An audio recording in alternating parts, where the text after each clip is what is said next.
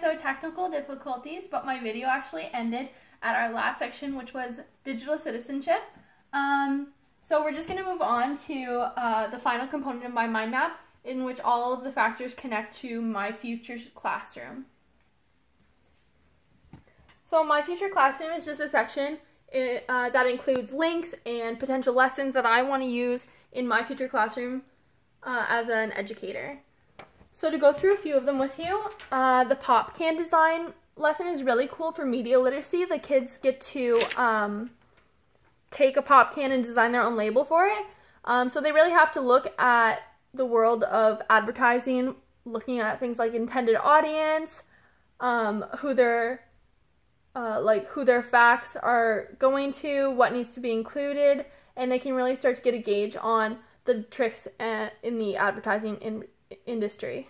So the classroom economy is another really cool activity in which you can incorporate a classroom store where the students earn points as dollar values, and they can buy things such as homework passes and fun things like that, extra gym periods, anything that gets them motivated, and it really teaches them to budget their points, the value of money, the value of products, the idea of trading a goods for a service, that kind of thing. Next is really cool. It's books to inspire kids to change the world. And it's really important to me as an English major because I want to use literacy to inspire my students. So this link has a bunch of diverse resources that you can use in your classroom, and there are stories that promote global literacy, environmental literacy, critical literacy, just pushing students to think about other situations and other cultures. Similarly, the Lorax is a great book that can be used for environmental literacy, having students look at the story, the issues, and the solutions, and maybe have them create an alternate ending to tie in critical literacy. We also have the Evaluate a Website lesson, where the teacher provides a bunch of websites, and you can go through with them and say what website has reliable information, what sources are valid, maybe what sites are okay to buy things off of, what sites need parental consent, all that type of thing, so students have a gauge on what they're doing in the digital environment. Finally, the cultural showcase night was something I really enjoyed reading about, and a teacher actually took the time out of the parent-teacher meeting to change it to a cultural showcase in which parents and students work together to bring a cultural artifact or a recipe or something like that and bring it to a culture fair. So all the parents and students got together and they got to look at the different booth setup, try some food, look at the artifacts, the art, and the stories that other people bring into the classroom. And I thought that was a really cool way to incorporate parents into the lesson.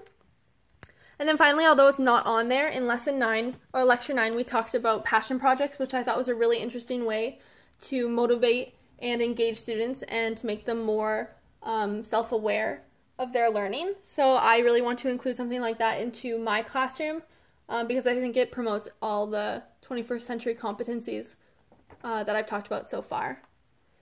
So in conclusion, I hope that my mind map gave you a glimpse at my personal definition of 21st century education. And to tie everything together, I think it's incredibly important that, much like in the making of my mind map, we take the time to weave together policy, content, competencies, and literacies to make a cohesive picture. I think this is big if we're talking about fully integrating 21st century curriculum into all schools. I think it's going to take the same effort and time, and I think we all need to work together to promote this type of classroom in the future. I hope that when I get to teach in the school system, I can use my new 21st century knowledge for one simple goal: to make sure all my students have an equal chance to personally succeed in whatever their dreams are in our ever-changing world. So I thank you for listening, and I'm just going to put on screen now the sources that I used for all of my sections. It's split up by section, so it should be pretty easy to manage. And then also the links for the lesson plans were provided on screen. So thank you for watching, and I really hope you enjoyed my definition of 21st century education because I enjoyed explaining it to you.